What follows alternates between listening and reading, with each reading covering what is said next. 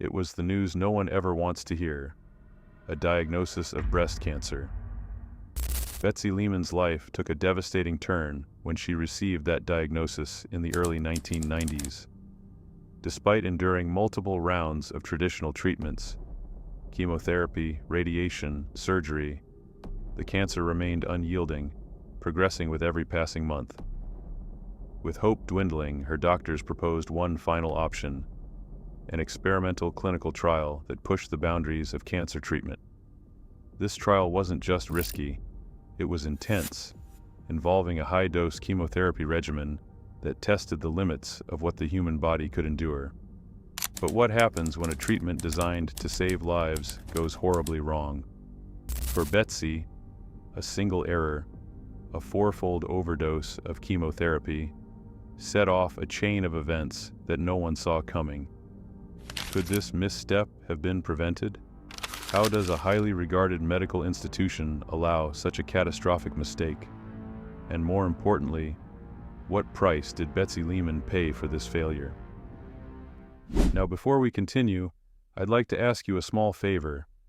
Our channel is still new, and every single subscriber helps us grow. Your support motivates us to produce even more in-depth, high-quality content like this. So if you're enjoying these deep dives into medical mishaps and want to stay updated on future videos, please consider subscribing. It's a simple action that would mean the world to us and ensures you never miss out on any new cases. Now, without further ado, let's get back to the case. Betsy Lehman was born in 1955, and from an early age, she exhibited a passion for journalism and storytelling. Raised in a modest family in the suburbs of Massachusetts, she was known for her intellectual curiosity and drive to make a difference. While there isn't extensive public documentation about her childhood, what is clear is that Lehman's formative years laid the groundwork for a career dedicated to uncovering the truth and educating the public, especially in the fields of health and medicine. Lehman pursued higher education at Swarthmore College, where she majored in English and honed her writing skills. Her time at Swarthmore was pivotal in shaping her future career as a journalist. After graduating in the mid-1970s, Lehman entered the world of journalism, quickly earning a reputation for her meticulous research and clear, engaging writing style. Her early career saw her working for smaller local newspapers before she landed a job at the Boston Globe, one of the most prestigious newspapers in the country. This marked a significant milestone in her life and career. Lehman's work at the Boston Globe centered around health and science reporting, and she quickly became one of the most respected voices in the field. Her articles were not just informative, but also accessible, making complex medical issues understandable to the general public. As a health columnist, she wrote about various medical advancements, healthcare policies, and personal health stories that resonated with a broad audience. Her writing wasn't just about delivering facts. It was about empowering readers to take control of their health and make informed decisions. By the early 1990s, Lehman had become a well-established figure in Boston's journalistic and medical communities. She was widely respected not only for her writing, but also for her commitment to educating the public about health issues. Her personal life was equally fulfilling, as she was a devoted mother to 2 young daughters and a loving wife. Balancing her demanding career with her family life, Lehman embodied the role of a working mother in the 1990s, a time when more women were entering professional fields while also managing family responsibilities. In the early 1990s, Betsy Lehman found herself at a crossroads, facing one of the most significant challenges of her life. She was diagnosed with breast cancer, a devastating diagnosis that would have crushed the spirit of many. Yet, Betsy Lehman was no ordinary woman. As someone who had built a career on resilience, truth-seeking, and public service through journalism, she approached her diagnosis with the same courage and determination that had shaped her career. But this was not just a personal battle. It was one she would fight on both public and private fronts. Though her body was under attack, Lehman refused to let her spirit falter. She continued to work, determined to use her platform at the Boston Globe to make a difference. With the same tenacity that made her one of the most respected health columnists in Boston, Lehman began writing about her personal journey. She openly shared her experiences and made it her mission to raise awareness about breast cancer, underscoring the importance of early detection. She knew that her words could save lives, and she wasn't going to let her diagnosis silence her. Through every article, every report, and every column, she wove her battle with breast cancer into her mission to educate her readers. It wasn't just her professional duty anymore. It had become personal. Lehman knew she wasn't the only one facing this relentless disease, and her vulnerability made her a beacon of hope for countless women reading her columns. But despite her bravery and commitment, Lehman's cancer was stubborn. It did not respond to the traditional treatments: chemotherapy, radiation, surgery, all the conventional approaches doctors rely on when fighting this deadly disease. By mid-1994, it became clear that those options were no longer viable. The cancer continued to progress, growing more aggressive, pushing her body to the edge. Lehman, who had spent her career informing others about the advances in healthcare, now found herself in a position where those very advances seemed powerless against the disease. As her doctors exhausted all standard options, they turned to something unconventional: a last resort clinical trial at the world-renowned Dana-Farber Cancer Institute. The trial was risky, experimental, and unproven. It was for women whose breast cancer had become resistant to everything else. This was Lehman's last hope, but it came with a terrifying degree of uncertainty. Imagine the weight of this decision: participating in a trial that might hold the key to life, or deliver a new level of risk. What must have gone through Lehman's mind as she weighed the possible outcomes? The choice between doing nothing and facing near-certain progression of her cancer, or stepping into the unknown with a dangerous experimental treatment. The trial itself revolved around the use of a chemotherapy drug called cyclophosphamide. Cyclophosphamide was no stranger to oncologists. It had been used for years in cancer treatments, particularly because of its ability to interfere with the growth of cancer cells. By targeting the DNA of rapidly dividing cells, cyclophosphamide essentially causes them to self-destruct. However, like most potent treatments, its power comes with a cost. Cyclophosphamide is known for its severe side effects. At therapeutic doses, it already causes nausea, vomiting, fatigue, hair loss, and a weakened immune system, symptoms many cancer patients are all too familiar with. But in this trial, Lehman was set to receive an exceptionally high dose, far beyond what is typically administered. The goal was to attack the cancer cells aggressively and decisively, pushing the body to its absolute limits. However, the margin for error was alarmingly slim. The line between a therapeutic dose and a lethal dose of cyclophosphamide is razor thin. This wasn't just about controlling the cancer. It was about walking a tightrope between life and death. Cyclophosphamide is a double-edged sword. It has the power to save lives, but it can also ravage healthy tissue, particularly the bone marrow, which is crucial for the production of blood cells. It's a drug that demands precision, a precision that would soon be tragically lacking in Lehman's case. In this trial, cyclophosphamide was not being administered alone. Lehman's body was set to undergo a multi-step process designed to push her to the brink and pull her back. After receiving the high-dose chemotherapy, her treatment plan included a stem cell transplant. This was intended to help her body recover from the damage inflicted by the chemotherapy, particularly the destruction of her bone marrow. The concept was simple in theory: bombard the cancer cells with high doses of chemotherapy, effectively wiping them out, and then use the stem cell transplant to regenerate the bone marrow. But in practice, it was anything but simple. Every stage of the process had to be flawless. Even a slight miscalculation could lead to catastrophic consequences, making the treatment as dangerous as the disease itself. And here's where the tension truly begins to build. The plan was daring, but with daring plans come enormous risks. The gamble was that this treatment could push Lehman's cancer into remission. But would her body be able to handle such an aggressive onslaught? And, even more chilling, what if something went wrong in the execution? Lehman placed her trust in the experts at Dana-Farber. After all, this was one of the most prestigious cancer treatment centers in the world. But with such high stakes, even the slightest error could turn hope into tragedy. Now, what happened in Lehman's case was not a small miscalculation. It was an error of massive proportions. Instead of receiving the carefully calibrated dose of cyclophosphamide her body needed, Lehman was given 4 times the prescribed amount. This overdose was no small mistake. It was a fatal miscalculation caused by a misunderstanding of the treatment protocol.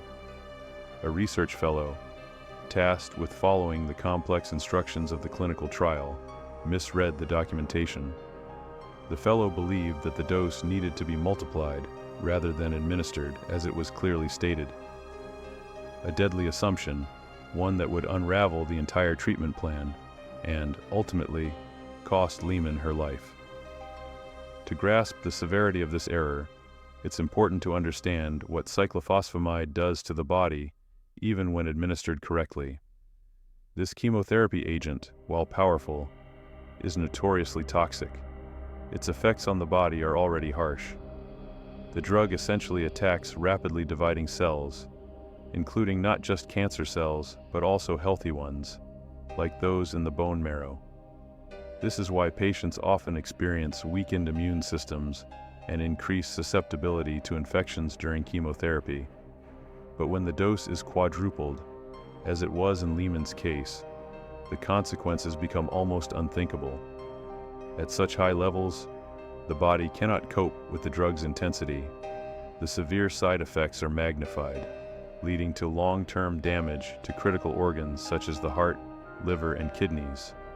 Cyclophosphamide, in such quantities, becomes not just a treatment, but a toxin, attacking the body in ways that are irreversible. And one of the most dangerous consequences of this overdose was the risk of cardiotoxicity, damage to the heart muscle, which can lead to heart failure. In Lehman's case, this is exactly what began to happen. Her body quickly began to show signs of extreme toxicity, and while there was a brief moment where she seemed to be improving, it was only a cruel illusion. The excess cyclophosphamide had already done its damage, particularly to her heart.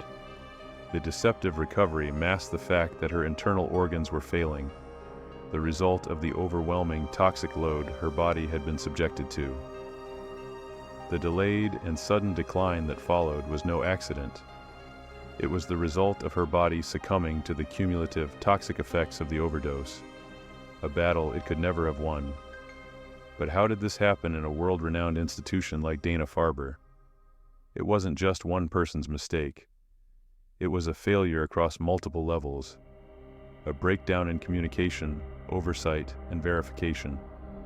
The clinical team, which included doctors, pharmacists, and nurses, had the responsibility of verifying the chemotherapy dose at several key points throughout the process. And yet, this verification process never happened the way it should have. Assumptions and miscommunication. Some staff members, it was later revealed, did question the dosage amount. They sensed something wasn't quite right, but rather than double-checking or raising alarms, they assumed that others had already conducted the necessary checks. This assumption, a fatal one, led to the administration of the overdose without anyone intervening. It's a stark reminder of how dangerous assumptions can be in a field where precision and accuracy are literally a matter of life and death. At the heart of the error was a critical breakdown in communication. Everyone thought someone else had verified the numbers. No one person took ownership of the final check. The written protocol, which should have been a clear guide, turned out to be riddled with confusing and ambiguous instructions. Dana-Farber's internal review would later reveal that these unclear instructions played a pivotal role in the mistake, and the failure to clarify them during the setup of the trial was a significant factor that contributed to Lehman's untimely death. What made this situation even more tragic was the fact that the overdose went undetected for several months. Initially, when Lehman began showing signs of severe toxicity, the medical team believed she was suffering from a cardiac complication, a common, though dangerous, side effect of high-dose chemotherapy. Cyclophosphamide, particularly in high doses, can mimic symptoms of heart or liver failure, so the medical team focused on treating what they thought was an expected reaction to the aggressive treatment plan. Lehman's condition temporarily improved, and there was hope that she might recover. In fact, plans were made for her discharge. The medical team, still unaware of the deadly overdose she had endured, believed that her body was responding positively to the treatment. But what they didn't realize was that the excess cyclophosphamide was continuing its silent assault on her heart and other vital organs. It wasn't until February 1995, several months after Lehman's tragic death, that the truth was uncovered. A routine review of the clinical trial data by a data manager revealed the massive discrepancy between the prescribed dose of cyclophosphamide and the dose that had actually been administered. This discovery sent shockwaves not only through Dana-Farber, but through the entire medical community. The sheer scale of the error and the fact that it had remained hidden for so long was unprecedented. Dana-Farber's reputation, long considered impeccable, was now in jeopardy. The institution, known for its cutting-edge cancer research and treatment, was suddenly at the center of one of the most catastrophic patient safety scandals in its history. Internal investigations were launched immediately, and the reckoning for those involved was swift. The investigation uncovered a complex web of preventable errors, with the misreading of the chemotherapy protocol at the heart of the tragedy. However, this was not a single, isolated mistake. It was the culmination of several lapses in the system. The error was traced back to the failure of multiple clinicians to cross-check the dosage prescribed to Lehman. The chemotherapy protocol, signed off by Dr. Lois Ayash, was later found to be ambiguous and confusing, which contributed significantly to the tragic mistake. Dr. Ayash, who chaired the protocol, had not been directly involved in administering the treatment, but her role in overseeing the trial made her a central figure in the subsequent investigations. Although she had not personally handled Lehman's dosage, her leadership in the clinical trial was called into question. As the internal review progressed, Dana-Farber suspended 2 doctors directly involved in the treatment and reassigned Dr. Ayash, who became the subject of multiple inquiries. The hospital's internal review revealed a lack of effective communication between clinical teams, insufficient safety protocols for handling high-risk chemotherapy treatments, and an overall breakdown in the verification process. Had these safeguards been in place, Lehman's overdose might have been prevented. The case quickly attracted widespread media attention, especially since Betsy Lehman was not just a patient. She was a high-profile journalist whose voice had been trusted by the public for years. The press, led by the Boston Globe, began covering the case intensely. Articles detailed how Lehman, someone who had often written about health issues, became the victim of a system that should have protected her. Public outrage grew, and the incident brought to light glaring weaknesses in patient safety protocols, not only at Dana-Farber, but across the healthcare industry as a whole. For the Lehman family, the impact of her death was devastating. Her 2 daughters lost their mother, and her husband lost his partner, all while placing their trust in one of the world's leading cancer institutions. Lehman's death became a rallying cry for patient safety advocates, who demanded reforms to prevent similar tragedies in the future. Facing mounting public pressure and scrutiny, Dana-Farber took swift action to regain trust. In October 1995, the hospital released a public statement acknowledging the errors that had led to Lehman's death. The statement detailed dozens of corrective actions the institution planned to implement. These included 1. Revising chemotherapy protocols. The hospital recognized that the protocol used in Lehman's treatment was poorly written and confusing. Moving forward, Dana-Farber committed to revising all experimental protocols to ensure clarity and precision, particularly when dealing with high-risk treatments. 2. Enhancing cross-check systems. A significant part of the error lay in the failure to double-check the dosage before administering it. The hospital implemented new safety protocols that required mandatory cross-verification of all high-risk drug prescriptions by multiple clinicians, with special attention to chemotherapy. 3. Improving communication. One of the most crucial findings of the internal investigation was that communication among the medical staff had broken down at multiple points. To address this, Dana-Farber instituted regular patient safety rounds, during which clinical teams could raise concerns and clarify treatment plans before proceeding with any high-risk protocols. 4. Advanced information technology. In an effort to further safeguard against human error, Dana-Farber introduced more advanced information technology systems, including an electronic order entry system. This system would automatically flag any discrepancies in prescribed dosages or conflicting protocols, providing an additional layer of safety for patients receiving complex treatments. While these measures helped restore some public confidence, the damage to Dana-Farber's reputation was significant. The once revered institution now found itself at the center of one of the most high-profile patient safety scandals in recent history. Despite the corrective actions, the incident became a permanent stain on Dana-Farber's legacy and a turning point for the broader medical community. Betsy Lehman's death reverberated far beyond the walls of Dana-Farber. The case became a watershed moment in the national conversation about medical errors and patient safety, forcing hospitals across the United States to reconsider how they administered high-risk treatments. The idea that such a grievous mistake could happen at a prestigious institution like Dana-Farber raised alarm bells within the medical field and prompted immediate calls for systemic change. Healthcare providers realized that no institution, no matter how renowned, was immune to errors, and that patient safety needed to be prioritized at every level. Lehman's death underscored the fact that even well-established protocols could fail catastrophically without proper oversight and communication. As a result, patient safety organizations and healthcare advocacy groups began lobbying for more robust reforms across the healthcare system. Among the most significant changes sparked by the case was the creation of the Betsy Lehman Center for Patient Safety and Medical Error Reduction.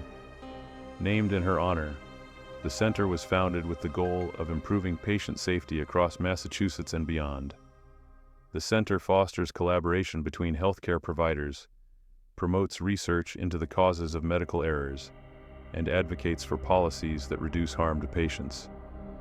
Its mission is to prevent tragedies like Lehman's death by making healthcare systems safer and more transparent. The legacy of Betsy Lehman's case lives on in the reforms it inspired. In the wake of her death, hospitals nationwide began adopting just culture principles, which encourage medical staff to report errors and near misses without fear of punishment. This shift in culture was critical for creating environments where mistakes could be acknowledged and addressed before they led to harm. Additionally, the case prompted new guidelines around error reporting and transparency. Many hospitals now have systems in place that require clinicians to openly communicate with patients and families when a medical error occurs. This emphasis on transparency has not only improved patient trust, but has also allowed hospitals to learn from their mistakes and implement changes that prevent future errors. While Betsy Lehman's death was a preventable tragedy, it became a rallying point for much-needed change. Her story has saved countless lives, by bringing attention to the risks of medical errors and inspiring the healthcare industry to adopt safer practices. Her legacy endures in the ongoing fight for patient safety, with hospitals around the world striving to minimize errors and improve the quality of care they provide. What do you think could be done to prevent tragedies like this from happening again? Should stricter protocols be in place for high-risk treatments, or is there something deeper that needs to change within the healthcare system? We'd love to hear your thoughts in the comments. What reforms do you believe would truly make a difference? And before you go, if you found this story compelling, don't forget to leave a like, subscribe to our channel, hit the bell icon so you never miss an update, and share this video with others who need to know about these critical issues.